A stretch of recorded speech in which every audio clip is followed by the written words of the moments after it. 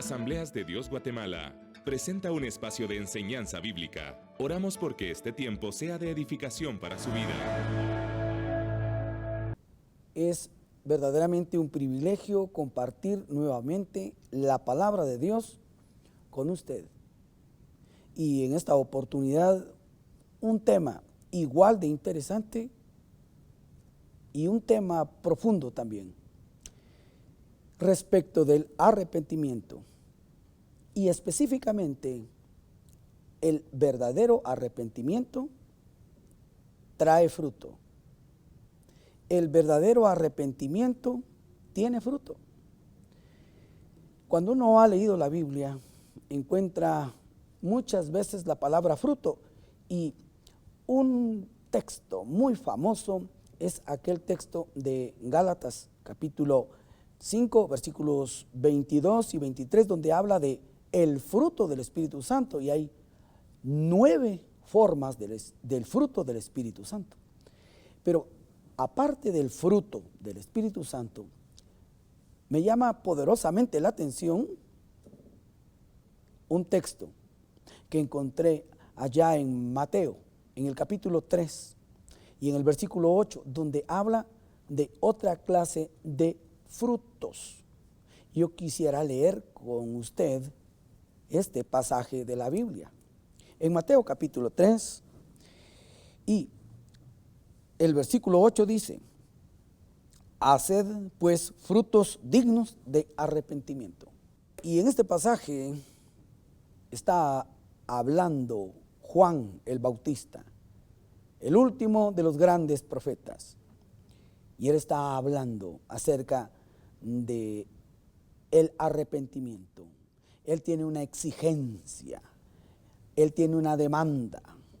Le está hablando a todo el pueblo de Jerusalén, a todo el pueblo de Judea, que han llegado para oír su mensaje, y él insiste en que para poderlos bautizar, ellos deben presentar frutos dignos de arrepentimiento. Y es que, ¿qué es el arrepentimiento? Se ha hablado mucho del arrepentimiento. Se ha dicho que es corregir el camino, es decir, dar media vuelta y cambiar de rumbo, en fin. Y esto es correcto. Pero la pregunta sería: ¿qué se experimenta en el momento de arrepentirse? ¿Qué se experimenta en el momento de ese arrepentimiento? Ciertamente el arrepentimiento es un cambio de dirección, es un cambio de vida, es un cambio de actitudes. Pero ¿qué se siente en ese momento? ¿Cuál es el sentir? ¿Qué es lo que se experimenta en el momento del arrepentimiento? Bueno, aquí nos habla de frutos dignos de arrepentimiento. Y comenzaré por hablar de algunas cosas que se sienten cuando uno está verdaderamente arrepentido. Voy a hablar de algunas cosas que uno siente cuando uno se ha arrepentido de verdad, cuando uno se ha arrepentido verdaderamente. Y una de las primeras cosas que se siente es tristeza. Honda tristeza, profunda tristeza, una tristeza grande, verdaderamente grande, una tristeza enorme. Eso siente uno, eso experimenta uno cuando uno está pasando por el arrepentimiento. Cuando uno se está arrepintiendo, cuando uno está experimentando el arrepentimiento, uno siente tristeza. Y quiero leer un pasaje muy pertinente a ese respecto, allá en la segunda carta del apóstol Pablo a los Corintios, en el capítulo 7, específicamente en el versículo 10, en la primera parte, dice la Biblia: porque la tristeza que es según Dios produce arrepentimiento. Oigamos bien, porque la tristeza que es según Dios produce arrepentimiento para salvación. También dice ahí que la tristeza que produce el mundo es para muerte. Se está hablando ahorita de ¿Qué es lo que uno experimenta en el momento que uno se está arrepintiendo? En el momento que uno tiene ese arrepentimiento. ¿Qué se experimenta? ¿Qué es lo que se siente? Y lo primero que se siente es tristeza. Esa tristeza, pero no es la tristeza del mundo. Ya Pablo lo dice, no es la tristeza del mundo, porque la tristeza del mundo, dice aquí el apóstol Pablo, produce muerte. Pero no se habla de eso, sino que se habla de la tristeza según Dios. Y aquí dice que esa tristeza según Dios produce arrepentimiento para salvación.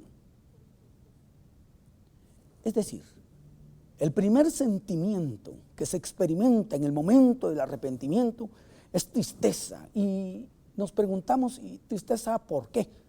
Bueno, tristeza porque se ha ofendido a Dios. Se ha ofendido a Dios. Cuando le hemos ofendido a Dios por nuestro pecado. Y cuando estamos sintiendo esa tristeza, cuando estamos experimentando ese arrepentimiento, sentimos tristeza por haber ofendido a Dios, quien es infinitamente bueno, infinitamente santo, bueno, justo y poderoso, pero Él que es tan bueno, Él que es amor, haber sido ofendido por nuestros pecados, por nosotros mismos cuando hemos pecado. Porque cuando se está pecando, no se está pensando en Dios. Pero hablando del arrepentimiento, en ese momento de arrepentirse, lo que experimenta la persona es verdaderamente una tristeza grande, una tristeza desgarradora. Si es verdadero arrepentimiento, es una tristeza muy grande, una tristeza que Dios permite que suceda, esa tristeza por haber ofendido a Dios que es tan bueno, a Dios que es infinita misericordia, a Dios que es bueno y bueno en gran manera, a Dios que es tan santo, puro, santo, santo, santo, 3 veces santo, infinitamente santo. Cuando lo hemos ofendido a Él por nuestro pecado. Entonces, en el momento del arrepentimiento, hay tristeza. Si no hay tristeza, eso no es arrepentimiento. Si la persona no experimenta profunda tristeza, amarga tristeza, entonces no está arrepentido todavía. Es necesario entender que el pasaje dice que la tristeza que es según Dios produce arrepentimiento para salvación. ¿Usted siente tristeza por lo cometido? ¿Usted siente tristeza honda y profunda por el pecado cometido? ¿Usted siente esa tristeza, esa desolación, esa tristeza por haber ofendido a Dios? No tristeza porque le descubrieron en su pecado o algo así, no. No tristeza por usted, no, tristeza por Dios. Sentir tristeza por Dios y decir uno, ¿cómo es posible que yo le hice esto a Dios? Que Él es tan bueno conmigo. ¿Cómo fui a ser yo capaz de haber hecho esto contra Dios? ¿Cómo fui yo capaz de haber traicionado a Dios, de haber fracasado de esa manera? ¿Cómo fui a hacerle yo eso a Dios, Él que nunca me ha hecho nada malo y yo le he pagado con esta moneda, me he comportado de esta manera? ¿Qué siente Dios? ¿Qué ha sentido Dios por mi culpa? Y allí ya hay parte del fruto digno del arrepentimiento. No, y es que esto sale pues porque Juan el Bautista estaba predicándole a una cantidad de personas que ellos ya conocían quién era Jehová, al menos en teoría.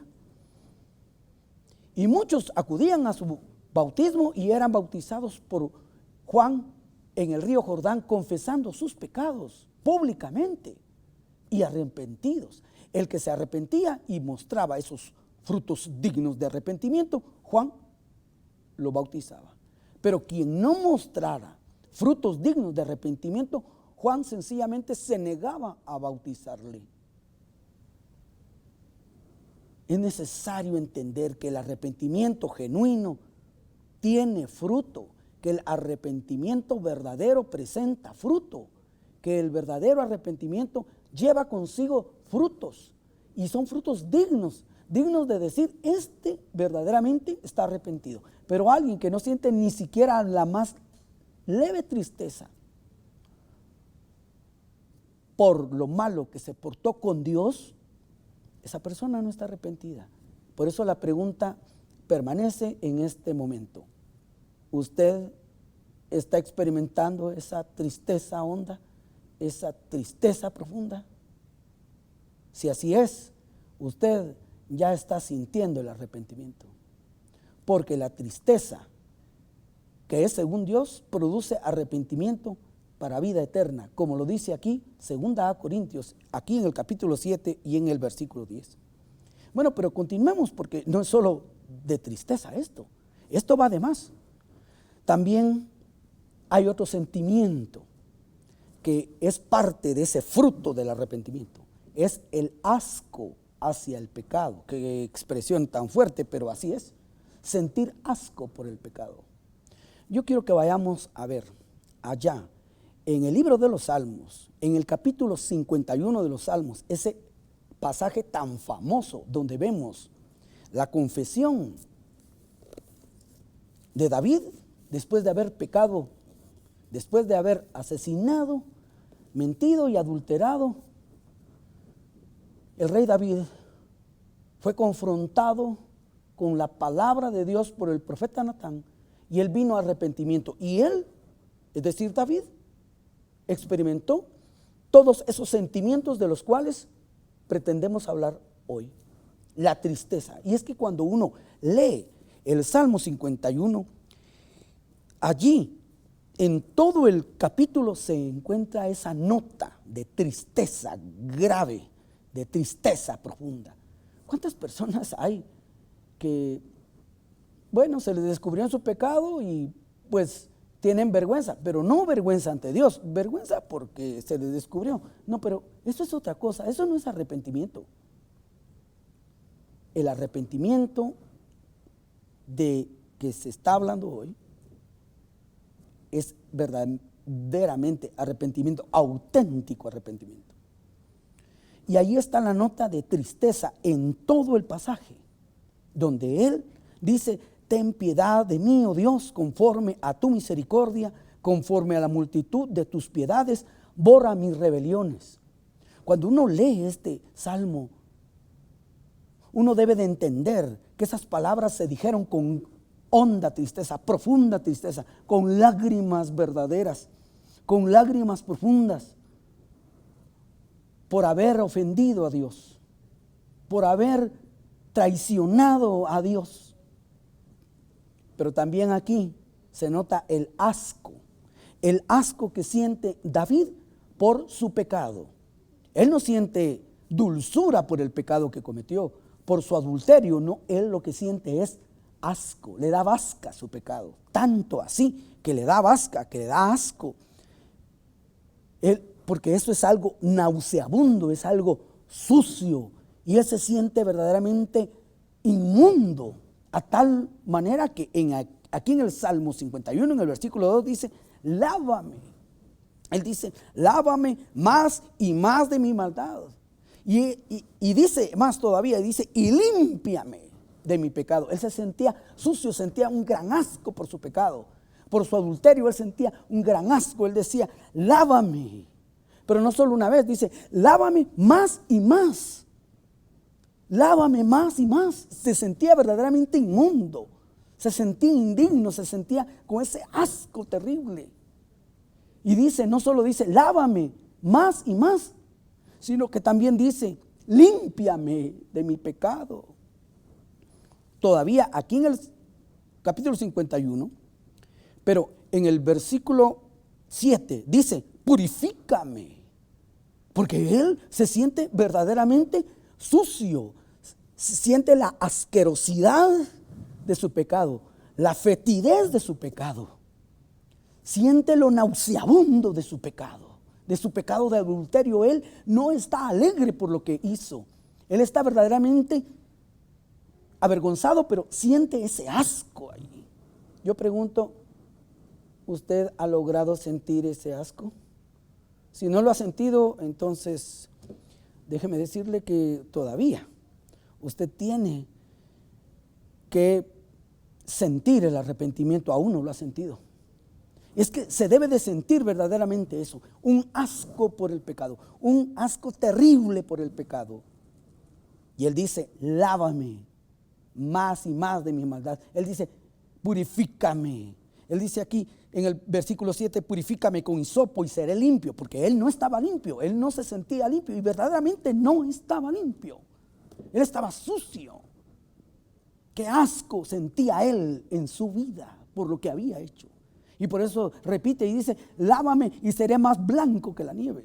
Pero también el verdadero arrepentimiento lleva como fruto la humildad, no la soberbia, no el orgullo, no la petulancia, la arrogancia, sino que la humildad. Y es que Él se está humillando ante Dios. Por eso es que en este salmo se contiene todo el fruto del arrepentimiento. Y uno lo puede buscar y lo encuentra allí. El fruto del arrepentimiento también es humillación, autohumillación. La persona se está humillando ante Dios, se está humillando ante el Señor. Y también para con los demás tiene una actitud humilde, no una actitud arrogante, petulante y decir, no, Dios a mí me perdonó y yo no le debo nada a nadie. No, eso no es arrepentimiento, eso es orgullo, eso es petulancia, eso es arrogancia, eso es insolencia. No, cuando uno verdaderamente está arrepentido, uno tiene una actitud humilde, uno se humilla porque sabe que uno hizo algo detestable ante los ojos de Dios. ¿Y usted ha sentido esa humillación en su corazón? Porque cuando uno mira aquí el Salmo, también todo el Salmo tiene palabras de humillación. El hombre está humillado hasta el suelo, así como literalmente lo hizo David cuando él oyó las palabras del profeta Natán. Él se tendió en el suelo a llorar, pues así como estaba tirado en el suelo literalmente, ahora espiritualmente él estaba humillado delante del Dios Santo. Y él no estaba con aquella arrogancia, yo soy el rey de Israel y a mí nadie me puede decir nada. No, sino que al contrario, su humillación fue tal que fue verdaderamente notable ante toda la corte real. Porque aquí, por ejemplo, en el capítulo 51, en el versículo 7, dice, purifícame con hisopo y seré limpio, lávame y seré más blanco que la nieve. Él dice, él está hablando de esa manera porque él se está humillando. Él se está humillando. En el versículo 17, aún dice estas palabras. Dice en el versículo 17, los sacrificios de Dios son el espíritu quebrantado. Al corazón contrito y humillado no despreciarás tú, oh Dios. Al corazón contrito y humillado. Él tenía un corazón contrito, un corazón humillado. Él tenía humillado el corazón. Cuando él pecó, él no estaba humillado, él estaba enaltecido. Él estaba orgulloso de su pecado. Él estaba orgulloso de ser quien era. Pero ahora, cuando él se descubre a sí mismo, cuando él verdaderamente se enfrenta y no se está engañando, él se da cuenta de quién es. Entonces él se humilla a tal grado que dice él claramente, al corazón contrito y humillado no despreciarás tú, oh Dios. Pero también sinceridad. Y ese es el tercero de este fruto del arrepentimiento. El tercer punto de estos frutos dignos de arrepentimiento, sinceridad, pero una sinceridad total, no descaro, porque eso es otra cosa. Él no estaba hablando descaradamente, yo hice esto, yo hice aquello, no, sino que sinceridad. Él tenía una sinceridad total, porque en el capítulo 51, en el versículo 6 dice, he aquí tú amas la verdad en lo íntimo y en lo secreto me has hecho comprender sabiduría. Es decir, tú amas la verdad en lo íntimo. Yo quiero vivir la verdad. Yo quiero vivir mi verdad. yo no me quiero engañar, dice él. Yo quiero ser sincero, pero sincero totalmente. Una sinceridad total. No más mentiras, no más engaños, no más embustes, no más estarme escondiendo. Porque antes, él, cuando había pecado, quería ocultar su pecado. Y entonces escribió una carta para que al esposo de aquella mujer lo matasen en la guerra. Y él iba a quedar impune. Él andaba con mentiras, queriendo engañar al esposo de aquella mujer, diciéndole, ven a comer. Lo que quería era que se embriagara, que estuviera en la alcoba con su esposa y que la embarazara. Aquella mujer estaba embarazada por el adulterio de David. Él quería ocultar todo esto. Sí, pero eso era cuando él estuvo en el tiempo de su pecado. Pero ahora en el tiempo de su arrepentimiento, él quiere ser sincero, porque fruto del arrepentimiento verdadero es la sinceridad total. La sinceridad total, completa. Nada de mentiras, nada de engaños, nada de embustes, nada de estarse escondiendo. Porque eso sucede muy a menudo. Eso pasa muy a menudo. Las personas cometen un pecado en una iglesia y luego se van de esa iglesia y van a fingir a otra iglesia que no ha pasado nada y que no han hecho nada malo. Cuando uno mira a Juan el Bautista bautizando a la gente allá en el río Jordán, las personas llegaban con verdadero arrepentimiento, porque dice que confesaban sus pecados. Ellos confesaban públicamente sus pecados. Ellos querían vivir la realidad, querían vivir la verdad, no querían engañarse, querían una sinceridad total, una sinceridad completa. ¿De qué sirve andar fingiendo? ¿Para qué fingir? De todas maneras, no sirve de nada. Es engañar a los demás y engañarse a sí mismo. ¿Para qué? ¿Para qué vivir esa clase de mentira? ¿Para qué vivir en la mentira? Mejor hay que aceptar uno su realidad y esperar las consecuencias del pecado, cuales sean, no importa, pero estar seguros de que hay un arrepentimiento auténtico, que hay un arrepentimiento genuino, que es verdadero ese arrepentimiento, porque el verdadero arrepentimiento trae fruto. Y ese fruto que mencioné aquí es la sinceridad. Pero también se siente en el momento de arrepentirse, se siente otra parte del fruto, que es la vergüenza. Se siente vergüenza.